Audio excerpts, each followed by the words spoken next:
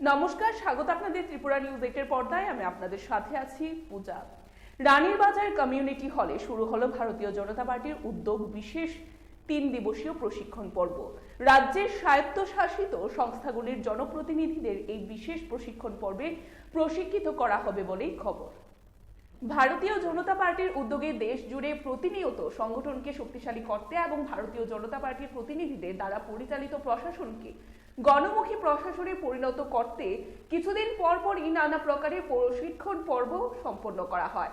এই উদ্যোগের অংশ হিসাবে আজ থেকে রানীর বাজার কমিউনিটি হলে ত্রিপুরার রাজ্যের স্বায়ত্ত শাসন ব্যবস্থার সাথে জড়িত মিউনিসিপ্যাল কর্পোরেশন সহ রাজ্যের নগর পঞ্চায়েতগুলোর নির্বাচিত প্রতিনিধিদের নিয়ে 3 দিবসীয় প্রশিক্ষণ পর্ব শুরু হয়।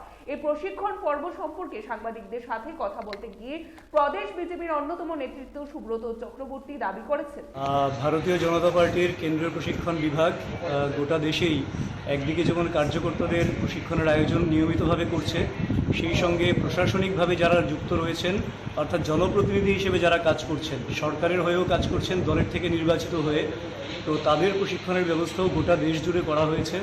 ইতিমধ্যেই আমাদের আগস্ট মাসে জেলা পরিষদের প্রশিক্ষণ শিবির শেষ হয়েছে, পঞ্চায়েত সমিতি শেষ হয়েছে।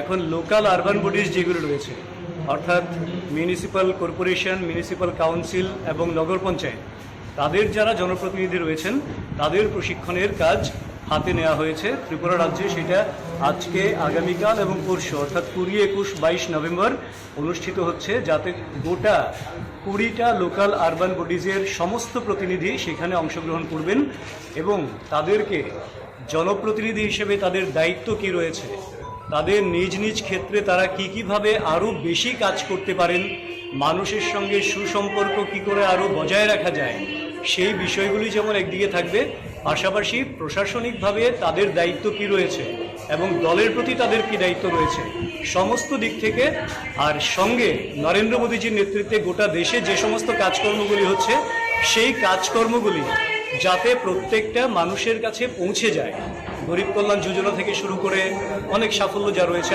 বিজেপি প্রতিনিয়ত প্রশিক্ষণের মধ্য দিয়ে দলীয় কার্যকর্তা এবং প্রশাসনের সাথে যারা যুক্ত তাদের দক্ষতা বৃদ্ধির জন্য এই প্রকারের উদ্যোগ গ্রহণ করে থাকেন। তিনি আরও জানিয়েছেন, 3 দিবসীয় এই প্রশিক্ষণ পর্বে নানান প্রকারের প্রশিক্ষণ প্রদান করবেন রাজ্য স্তরের বিভিন্ন নেতৃত্ব এবং কেন্দ্রীয় স্তরের প্রশিক্ষকেরা।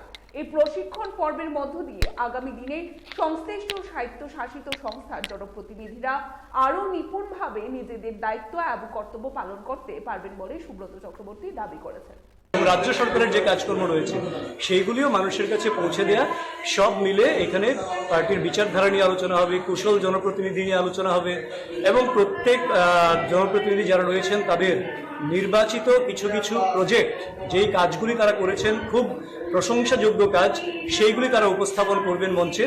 সব মিলে এটা একটা ভিন্ন ধরনের প্রশিক্ষণ, যাতে দলের একদিকে যেমন সংগঠন শক্তি আরও বৃদ্ধি পাবে, পাশাপাশি এই প্রশিক্ষণের মাধ্যমে তারাও তাদের দায়িত্ব আরও বেশি বেড়ে যাবে এবং মানুষের সঙ্গে সম্পর্ক আরও সুস্থাপিত হবে, যার মাধ্যমে তারা আরও বেশি সঠিক, সাবলীল এবং মানুষ যেরকম জনপ্রতিনিধি চায় সেইভাবে নিজেদের গড়ে তুলতে পারবে। Bureau report, Tripura news.